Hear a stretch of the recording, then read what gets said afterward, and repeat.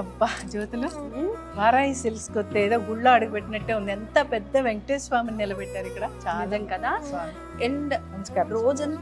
రోజంతా కూడా మనకి మంత్రాలు అలా జపిస్తూనే ఉంటారు తెలుసా.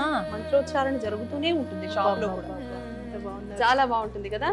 ఇది ఎందుకు ఇంత పెద్ద విగ్రహం అని అంటే ఇక్కడ రోజు ఇదిగో పంతులు గారు కూడా ఎవ్రీడే ఉంటారు ఇక్కడ. అలా మంత్రోచ్చారణ జరుగుతూ ఉంటుంది. దానివల్ల ఏంటంటే ఇక్కడ ఒక అట్మాస్ఫియర్ ఫామ్ అవుతుంది, ఒక ఆరా ఫామ్ అవుతుంది. దేవుడికి కూడా ఒక బలం వస్తుంది కదా.